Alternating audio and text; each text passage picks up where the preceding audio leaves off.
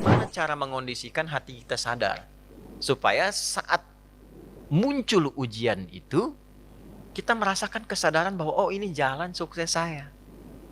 Allah kirimkan buat saya, bukan buat yang lain.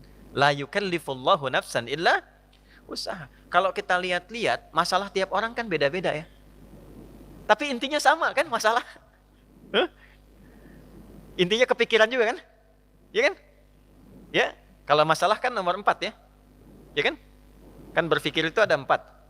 Ada berpikir, sedikit berpikir, tidak berpikir, pikiranun. Gimana? Masalah itu kan pikiranun kan? Yang dipikirkan kan? Ya semuanya sama, intinya berpikir. Di perusahaan yang besar, yang kecil berpikir. Ya. Yang sedang ujian berpikir. Kadang-kadang sama-sama pusing, pusingnya sama, tapi bentuk ujiannya beda-beda. Yang paling menarik itu, ujiannya beda sesuai kadar kita. Nggak mungkin level direktur diuji dengan level pegawai bawah misalnya. Itu mustahil. Tapi sama-sama pusing juga. Ya, pegawai belum gajian pusing. Direktur proyek belum lancar pusing. Pusingnya kan sama kan? Tapi wujud ujiannya beda. Karena sesuai dengan maslahat kita. Itulah la yukallifullahu nafsan illa. Nah, cara mengatasinya bagaimana? Supaya saat diterima itu ada ketentraman dalam jiwa. Dan ketentraman itu melahirkan kesadaran. Oh, ini kan yang saya minta. Nggak mungkin ujian ini tiba-tiba muncul di hadapan saya kalau saya nggak pernah berdoa. Coba siapa yang pengen kaya, pernah berdoa minta sukses. Terus Allah kasih jalannya, nih lewatin dulu ini. Yang paling aneh kan begini, minta begitu dikabul marah.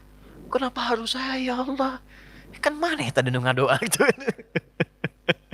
Kan kamu yang minta tadi, kenapa ketika dikasih bilang kenapa harus saya ya Allah? Ini kan aneh sebetulnya. Ya? Jelas ya? Nah, supaya menghadirkan suasana itu, solusinya apa? Itulah hadiah Isra Mi'raj.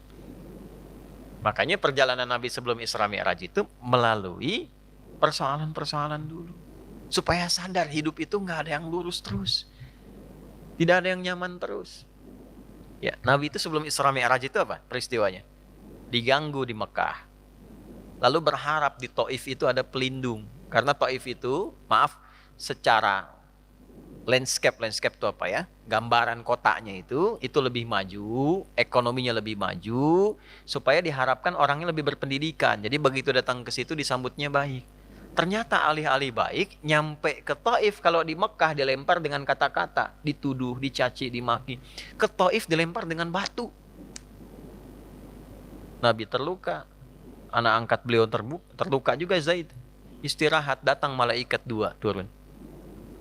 Ya Muhammad ya Rasulullah, kama qala, ya Rasulullah, mud yadaika ila sama, angkat tanganmu minta kepada Allah supaya kami ini diperkenankan mengangkat 2 bukit untuk menghimpit orang-orang yang telah melukaimu ini.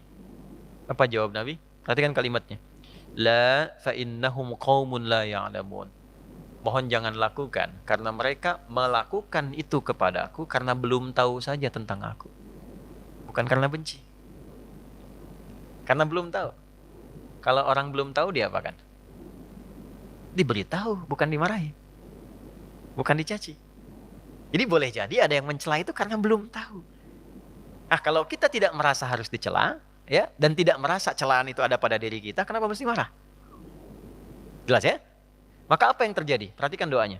Aw kama qala ilahi ila man takiluni a ila qaribin yu'dhini am ila ba'idin yu'limuni fa ana radin ma lam taghdab alayya wala haula wala quwwata illa billah. Ya Allah, setelah aku bertugas di sini dan dilempari oleh orang-orang di sini, kemana lagi engkau akan perjalankan aku setelah ini? Apakah tempatnya masih dekat dan aku akan dilempari lagi? Ataukah tempatnya jauh dari sini dan aku akan disakiti lagi? Aku ridha dengan itu ya Allah, selama itu perintahmu sepanjang engkau tidak marah kepadaku. Itu poinnya. Tolong garis bawah ini. Sepanjang engkau tidak marah kepadaku. Apapun yang kau perintahkan, aku kerjakan. Apakah tempatnya masih dekat atau jauh dan aku akan disakiti lagi. Dari situlah turun undangan Isra dan Mi'raj.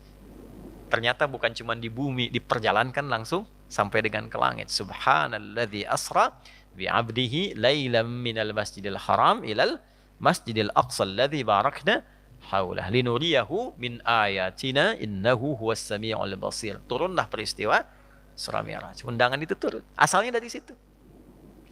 Jadi ketika kita itu sadar bahwa semua apa yang kita alami ini ujian dari Allah untuk membantu kita meningkatkan kualitas hidup, mengabulkan doa kita, disitulah anugerah akan turun. Tapi kalau kita banyak mengeluh, capek. Ya, ini saya kasih gambaran gini. Ibu tahu cacing nggak? Cacing tahu ya? Mas tahu cacing ya? Pak, cacing itu kalau saya punya wajan tuh buat gorengan, panasin. Cacingnya dikesituin tuh. Ya. Kalau belum panas kan dia diam ya. Kalau udah dipanasin dia ngapain? Ah, rungkel-rungkel tuh. Orang Banten rungkel-rungkel. Ya. Ngapain cacingnya?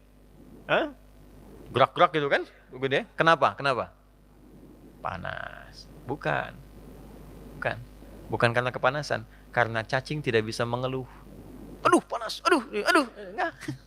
Dia bergerak mencari solusi. Ya. Ya kan? Hah? Pernah nggak dengar cacing? Aduh, aduh, nggak pernah kan? Kenapa harus saya? Kenapa? Nggak pernah begitu. Kejamnya, oh, nggak pernah. Ya, yang dicari solusi. Nah, cacing dihisap tidak? Tidak. Kita dihisap tidak? Cacing tidak dihisap, tapi menjadi umpan untuk makanan kita. Kita yang sering ngumpanin cacing, tapi nggak belajar dari cacing tuh. Kenapa harus selalu ada keluhan? Yo, cicak. Cicak makanannya apa? Nyamuk. Cicak bisa terbang nggak? Nyamuk bisa terbang. Di mana logikanya hewan yang tidak bisa terbang, makanannya terbang? Tuh. Tuh kalau nyamuknya pintar, dia punya akal. Ya, jadi mainan cicak tuh. Cicak, gitu kan? Ya. Tapi lihat kuasa Allah tuh. Orang tua kita cuma ngajarin sedikit. Cicak di diam-diam datang seekor. Kok datang seekor nyamuk? Bukan cicak mendatangi nyamuk, nyamuknya datang. Siapa yang mendatangkan nyamuk ke cicak itu? Apa pernah cicak mengeluh? Tidak mengeluh. Nah, itu binatang. Nah, yang mau saya katakan, mengembalikan suasana itu, Nabi sudah mengajarkan dari peristiwa Isra Mi'raj. Tidak ada orang bebas dari ujian. Tapi kalau kita menyadari semua datang dari Allah untuk membuat kita lebih berkualitas, satu, dan mengabulkan sesungguhnya apa yang kita mohonkan dalam doa, maka turunlah kemudian kenyamanan. Kalau Nabi karena Rasul, karena Nabi Rasul, mukjizatnya Isra Mi'raj, naik buruk, kita nggak mungkin naik buruk. Odong-odong banyak. Nah, delman banyak, tapi naik buruk mustahil. Ya, karena peristiwanya tidak mungkin berulang, maka hadiahnya diabadikan, itulah sholat. Itulah sebabnya panggilan sholat itu bersanding dengan hajat. Karena itu sholat disebut dengan hajat. Kebutuhan. Wasta'inu bisabri was sholat. Kalau punya masalah, terima dulu dengan sabar. Dan lakukan sholat. Nah, jadi asalnya sholat itu diperintahkan oleh Allah lewat Rasulullah untuk menyelesaikan semua masalah kehidupan kita. Makanya dulu orang-orang yang punya hajat, punya masalah, itu melakukan sholat.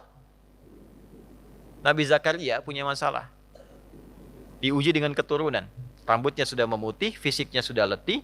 Maaf, istrinya divonis monopos dan mandul. Secara medis gak mungkin punya keturunan. Maka apa yang diperintahkan oleh Allah? Diilhamkan sholat.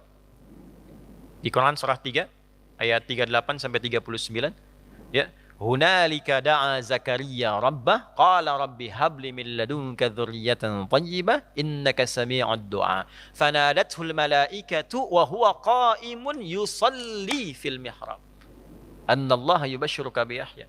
Setelah manusia mengatakan enggak mungkin kau punya keturunan, beliau salat.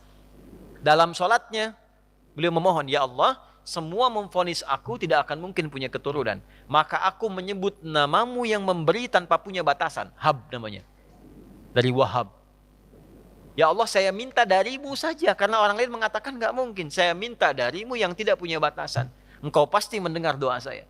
Kalau yang pada maha mendengar juga tidak terkabulkan, kepada siapa lagi saya mesti meminta? Maka langsung turun jawaban. Padahal beliau itu masih berdiri dalam sholatnya. Belum selesai sholatnya.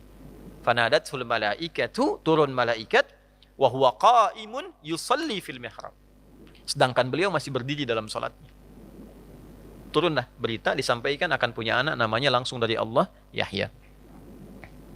Nabi Musa sholat. Musa itu sholat. Quran surah 20, Thaha ayat 14.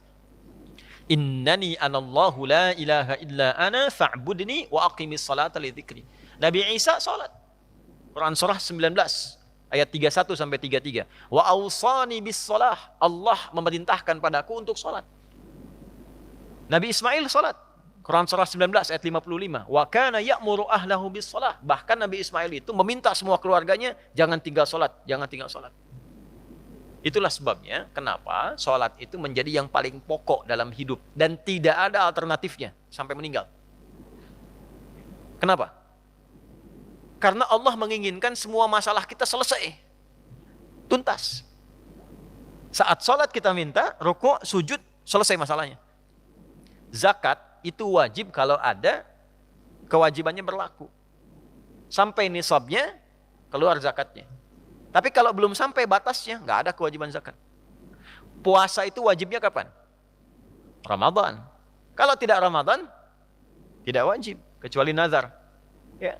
Dan saat Ramadan pun kalau nggak mampu, masih bisa diganti. Kalau tidak qadha, fidyah. Haji wajib nggak? Kapan? Bagi yang mampu. Tapi sholat, semua berlaku, berdiri.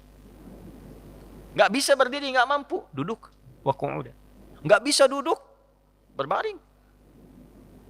Nggak mampu berbaring, isyarat. Nggak mampu isyarat, berkedip. Dengan kedipan selama masih sadar. Nggak mampu berkedip, disolatkan. Kan sudah selesai. Ya. Ya, sampai titik akhir tuh. Ya, sampai titik. Kenapa? Karena Allah tidak menginginkan semua hambanya siapapun punya masalah yang tidak selesai. Duduk punya masalah, selesai. Berbaring punya masalah, selesai. Itu masalahnya. Dan tidak ada orang hidup yang tidak punya masalah. Ini subuh kan baru berapa menit tadi kita lewat tuh? 30 menitan. Ada nggak yang nggak punya masalah sekarang? Nggak ada. Nanti subuh ke zuhur pasti punya masalah lagi. Kalau sholatnya benar, selesai. Itulah asalnya.